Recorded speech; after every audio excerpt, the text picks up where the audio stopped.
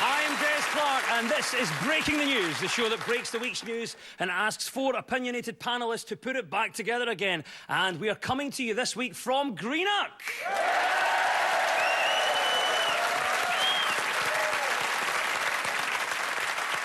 Joining me are freelance writer and critic Hannah McGill, and alongside her stand-up and intrepid social commentator Andrew Maxwell. And facing them are stand-up and farmer Jim Smith, and with him comedian and writer Elaine Malcolmson.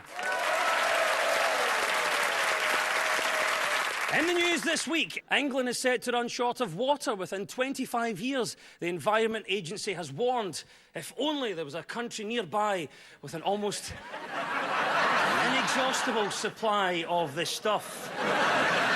Cheers, England, that's for the rugby. There you go.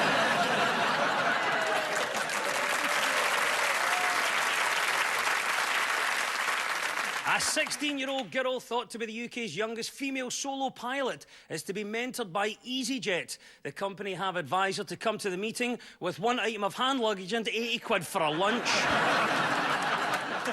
And a Glasgow council worker has been caught on CCTV peeing in somebody's wheelie bin. The employee has apologised, as he used to do this weekly, but it's now just once a fortnight. Let's crack on with round one.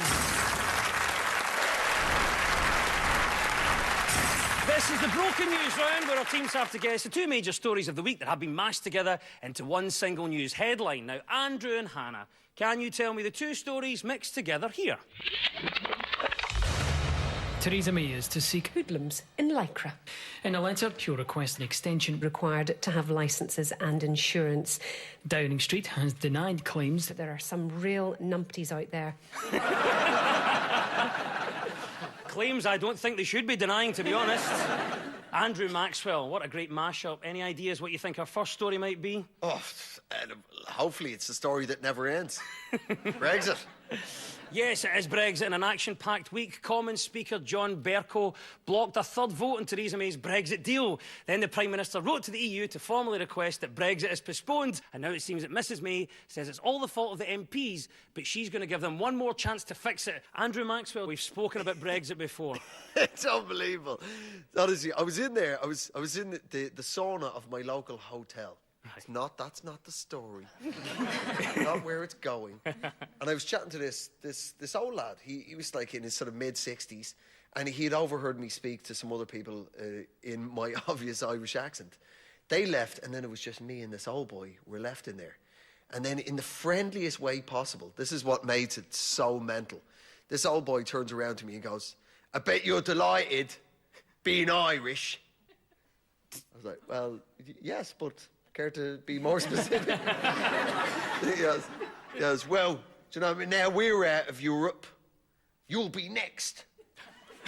and once Ireland's out of the EU, then you'll be free to rejoin us."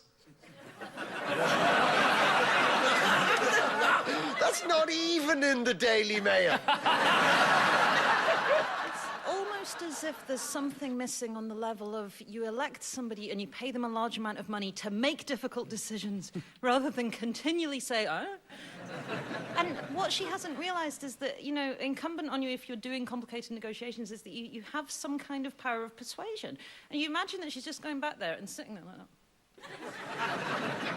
I mean, where I live in Perthshire, you might not think like things like Brexit affect it. Things, but it's true, because, you know, farming is very dependent on the subsidies in the EU. I noticed in the cowshed this morning there's a lot of tension now between the native breeds, you know, the Aberdeen Angus and the Hereford, and the French bred limousines and Charlie cattle. A lot of tension going on there. Got those Friesians coming in, lording it over. Yes, the Dutch Friesians, of course, but of course the Swiss-bred Swimmittles, they're just neutral. Getting involved at all with the whole thing. So yeah, it's affecting everyone. It's affecting everyone. Elaine, is it affecting you? What's happening this week? And we're at the brink of Brexit. France's EU minister named her cat Brexit. And she said because he meows loudly to be let out, but won't go through the door.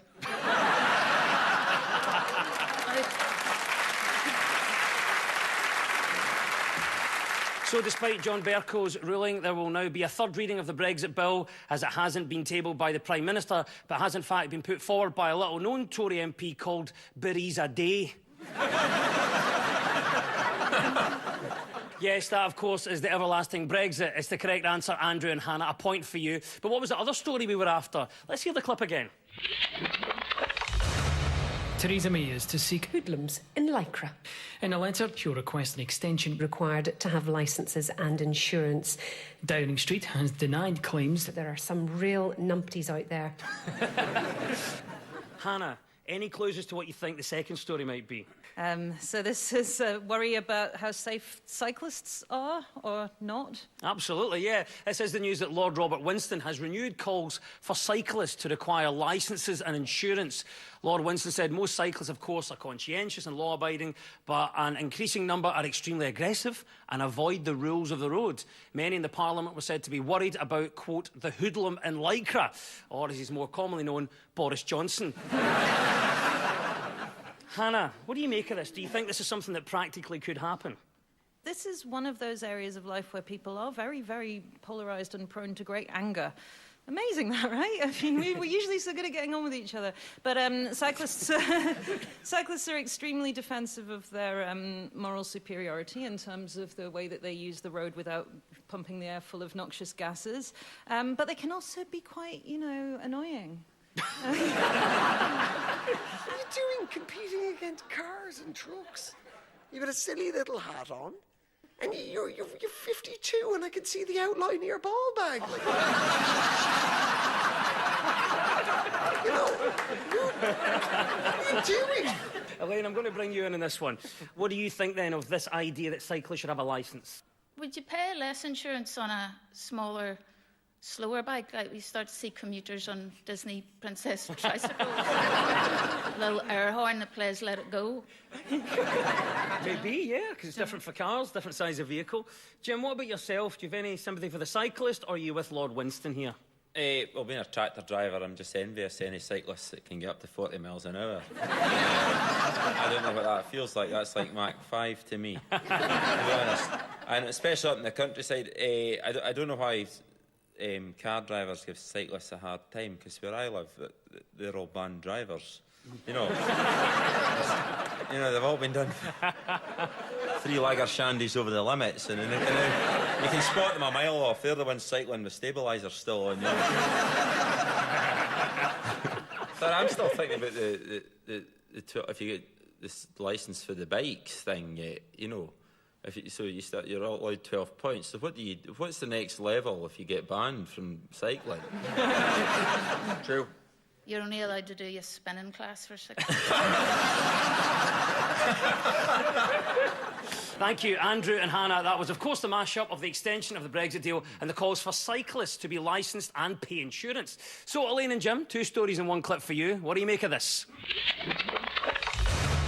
MPs have issued a warning to the public against efforts to produce meat in the lab. The chairman of the committee said consumers were at risk of being ripped off when buying Meat cells on blades of grass. that in some cases turn out to be fakes. It's something to do with ticket touting. It's absolutely right, yeah. It's the story that MPs have warned against using secondary ticket site Viagogo until it fully complies with consumer law, saying the company had caused distress for too many music fans for too long. Viagogo said it was disappointed to have been singled out and claimed it provided an invaluable service. So Viagogo has nothing to do with getting an Uber to drop you around Viagra? I wouldn't want a second-hand Viagra. I like old-school ticket touts. You missed the characters. You're missing the characters. Real, earthy, salt-of-the-earth, proper criminals. Blue-collar, real crims. All this ticket touting, we're just needing to, like for music venues and that, we're needing to get rid of all these wee puny guys, with big voluminous jackets and bring about traditional bouncers. These people that we just get from the local pub, the biggest person. We used to have one at the Young Farmers dances because sometimes city people would come. And that just, because they're outside the gene pool, it just wouldn't work, We'd sometimes invite one city person along at night, for midnight to sacrifice. But it's just proper big bouncers, you know, in our Young Farmers Club, we always got the biggest person in the club to be the bouncer, Margaret. She didn't take no shit from anyone, but that's what we're needing to go back to, proper old school. You know, you wouldn't dare try and give them a fake ticket, you know. MPs have warned against using Viagogo. Given recent events, you can understand why MPs would be mistrustful of people who try and sell things twice or maybe even 3 times. A tougher stance on secondary ticketing sites is right, Elaine and Jim. Well done, you get a point for that. Let's play the clip again, though. What was that other story we were after? MPs have issued a warning to the public against efforts to produce meat in the lab. The chairman of the committee said consumers were at risk of being ripped off when buying Meat cells on blades of grass that in some cases turn out to be fakes. I think this is a story about British scientists are starting to make meat in laboratories, fake meat, which finally the butchers down the barrows makes sense. Well, it's absolutely right. It's the reports that British scientists have joined the race to produce meat grown in the lab rather than reared on the hoof. Jim Smith, you're a farmer. You can't be happy at this. Part of me is not too worried because, you know, every day there's 350,000 babies born in the world. And so that's new potential customers and there's population explosion. And no, it's true because we're going to have to feed the planet. And some of them are American, so you count them as 2. How can you argue that that's... when you go up in the hills of Scotland and you see cows lying, having a happy life, you know, how can you not think, I know we'll... And you just think, oh, I'd love to slaughter them. I suppose that is... It's like lab meat. It might be good, but you know what I mean? It's not the same as the tender love that a farmer, you know what I mean? Well, hang on, lab meat? What's wrong with all the other dogs?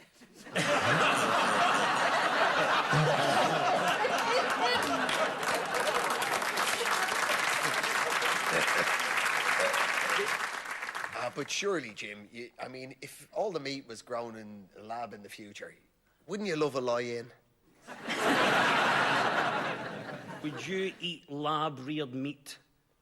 Well, I suppose if I was not sober. Things that have gone into my mouth. And I've paid for them as well. Like.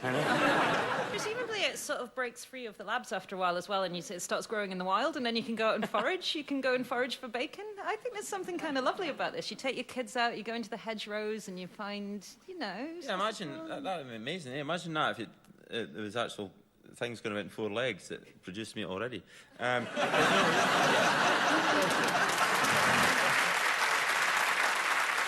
was a mashup of the discussion around ticketing websites and UK scientists developing meat grown in the lab. And at the end of that round, the teams are all square.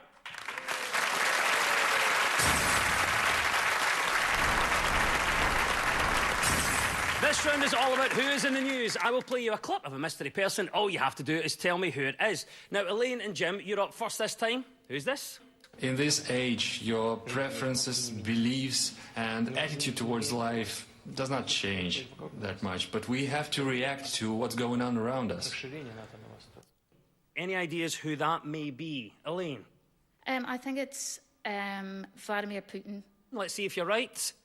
You are. It is Vladimir Putin. Definitely the right answer. So why are we talking about Vlad this week? He signed a new law which will allow, I think, punishment of those spreading fake news or information that disrespects the state. I suppose if we had these laws, it'd mostly be politicians that would be getting prosecuted. Yeah, this is Russian President Vladimir Putin, who signed a new law which will allow the punishment of individuals and online media for spreading what Russia calls fake news and information which disrespects the state.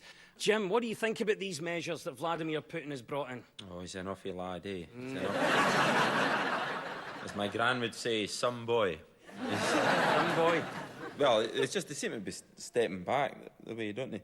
Because there is conspiracy. This is true. Do any folk have an Alexa in the kitchen? I don't mean an Eastern European cleaner. I mean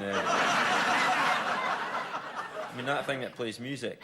You know what I mean? Yeah, I've got one. I've got one, but apparently there was this farmer. He wouldn't have one because he reckoned that either the Russians or the Chinese are listening in all the time.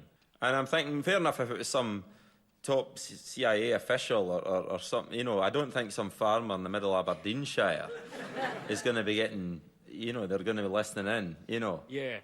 See, back in Moscow, what is happening in Bankery? He says the wheel of the dung spreader is punctured. It must be code. Insulting state symbols, and the authorities, including Putin, will carry a fine of up to 300,000 rubles and 15 days in jail for repeat offences. See, before we go on, do we go out in Russia?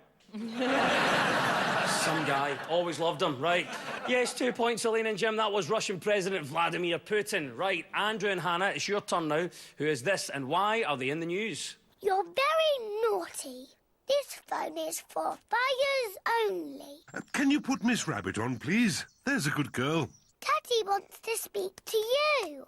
Hannah, any ideas? This is like a nemesis of mine. As a mother of 2 5-year-old girls, you can imagine that this creature has played a large part in my domestic life. This is Peppa Pig. Peppa Pig is what you're saying. Let's see if you're right. You are indeed right. Of course you are. It is Peppa Pig. Why is Peppa Pig making the news this week? Peppa Pig made an error of gender judgment, I think. It seems that way, yeah. People have criticised the children's TV show Peppa Pig after it referred to firefighters as firemen in an episode called The Fire Engine. London Fire Brigade posted a message on social media saying, "Come on, Peppa Pig, we've not been firemen for 30 years. To which Peppa Pig responded and said, "Aye, and I'm no a real pig."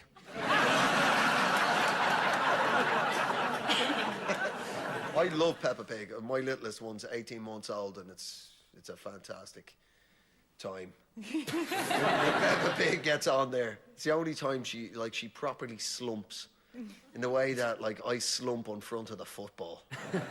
Oh, if she had a belt, she'd open it. That's it. Bit of Peppa Pig. What's Daddy Pig done now? Dear, oh dear. Firefighting pigs, how does that work? A load of pigs in fire blankets? Come on. That's very good. I like that. I think the more pressing question here is how do they keep the boots on?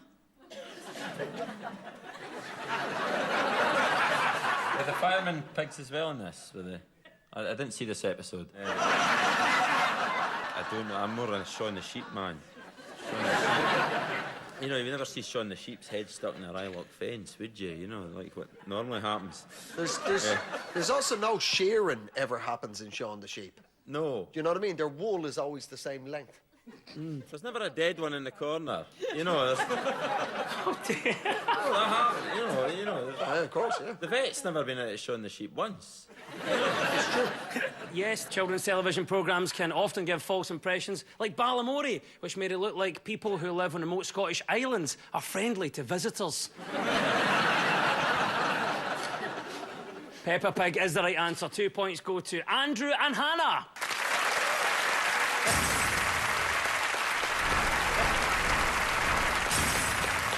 Now, so much of our news is about public opinion, so for this round, we've gone out and found some people to comment on the news. Andrew and Hannah, for your team, we spoke to tattooist Danny. What story do you think Danny is talking about here? I sleep in, because I don't really sleep in a lot. So all these people want to wake up at 8. No. I want to wake up at 10. I want to sleep in. Definitely box sets, because I like nothing more than to get my PJs on, have a cup of tea, very British again, and just chill out. Do you know what I mean? It's like the best thing ever. A lot of chat there from Danny.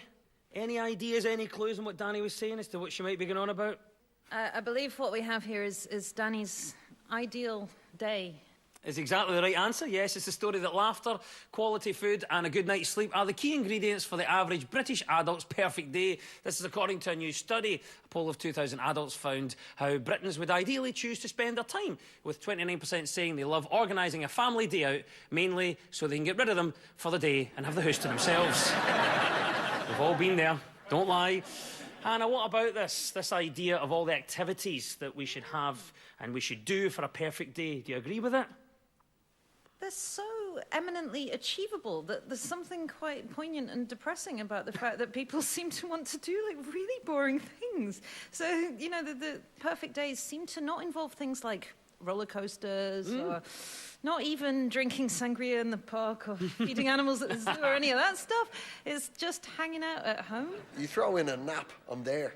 You have a nap in the middle of a perfect day. Now you got 2 perfect days, haven't you? Take the nap. People go, well, you can sleep when you're dead. You can't. You're dead. You can't. That's not true. Jim, what do you think of this then? Our perfect day is described as the mundane activities. It's being at home or maybe venturing to the pub. Is this the way you see your perfect day? Okay, I would trade one perfect day for some, maybe a week of decent days. You know? It's modest, but I think it's doable. Do you know what I mean? Whereas one perfect day, after that, then it's all downhill, isn't it? Then you're back to your, just perfectly good days seem bad compared to your perfect day. But if your perfect day is staying in your pajamas, watching Love Actually and having a nap, there is nothing to stop you doing that every single day. I find this confounding that if people's perfect day is something they can just do it! In all fairness, there is a thing called work.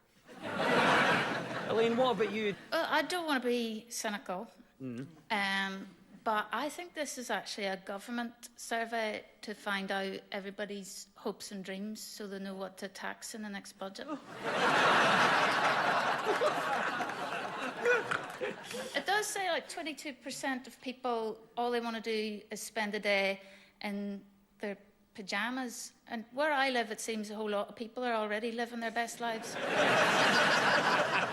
The simple pleasures that make for the perfect day is the right answer. 2 points go to Andrew and Hannah. So Elaine and Jim, to you now. Here is our driving instructor, Andy. What is Andy on about here? Yeah, I wouldn't put too much store in that. I think it's up to your attitude more than anything, your attitude to life. Personally, I think I'm still a child at heart. You know, as a youth, I'd have hated the man I've become, really. Right, what do we think Andy was talking about? Elaine? I think this is a study, and it said that people they don't become proper adults until they're in their 30s. Yes, this is the surprising news, that people don't become proper adults until they've entered their 30s. Hard definitions of adulthood are looking increasingly absurd, according to brain scientists, or neurosurgeons, as grown-ups call them, whatever. Elaine, what do you think about this then? I agree. Like, you don't just become an adult as graduates with experience and stuff. Like, you don't just turn 18 and know what day the bins go out. Jim, what about this then? The idea now that you're in your 30s, that's when you reach adulthood. Do you subscribe to that? Yeah, I think I'm a bit of a late developer because I lived with my parents till I was about 38 there. So I didn't have a girlfriend, so my mum just fed me, you know. So I was used to just getting everything done for myself, you know. And because I remember when I got a new bunk bed last year.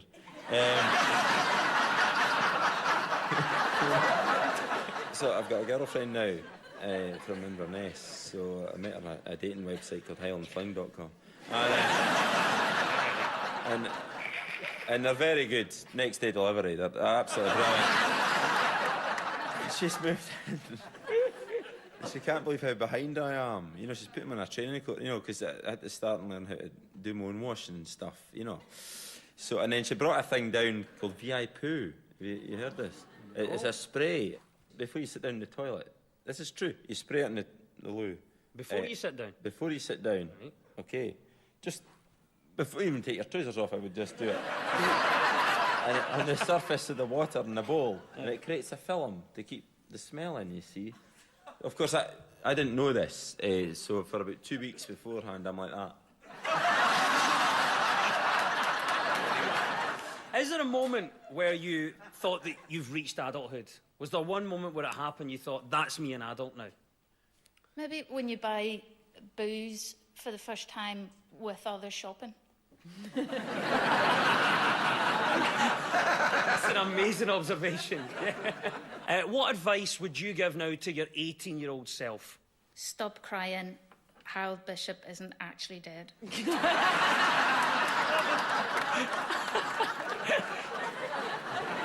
Professor Peter Jones, a neuroscientist at the University of Cambridge, said it's a much more nuanced transition that takes place over 3 decades, like Brexit.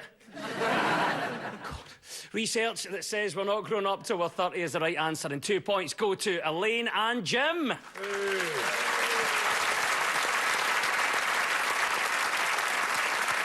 And time now for our final quickfire round, which is all about deciphering the numbers in the news. I'll read out a headline. All the teams have to do is fill in the blanks. So get ready, teams. When we run out of time, you'll hear this. I love it. I love it. I love it.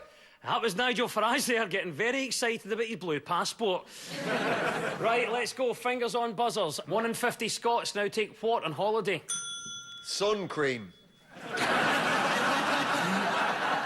1 in 50 Scots now take what on holiday? An English person to absorb the blame. No quite. Great answer. 1 in 50 Scots now take what on holiday? A square sausage.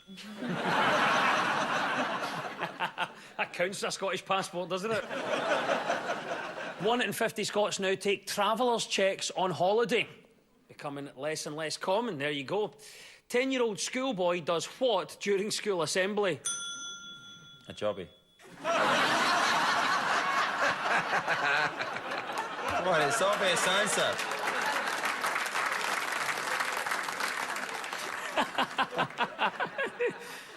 That's the point of the show where I'd love to say, and it's the right answer. It so should be. It isn't, though. 10-year-old schoolboy does what during school assembly? Mushrooms?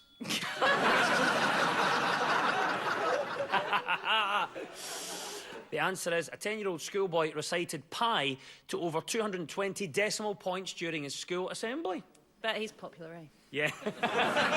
And to think he could have just done a jobby. I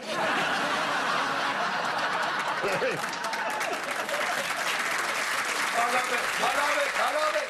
But there's the klaxon. Nigel has Farage, which means at the end of the quiz, our winners this week are Hannah McGill and Andrew Maxwell.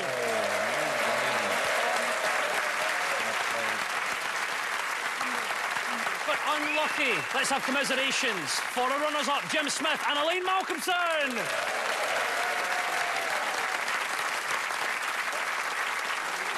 Next week, we will be coming to you from the Glasgow International Comedy Festival, but in the meantime, we will leave you with the breaking the news. Breaking news just in. Scottish insults, ball bag and tube have now been officially recognised as words in the Oxford English Dictionary.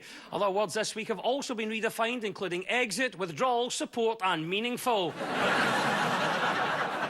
And in a shock result, Kazakhstan have defeated Scotland 3-0. When asked about their performance against one of the lowest-ranked minnows of world football, the Kazakhstan manager apologised for not being able to score a few more goals.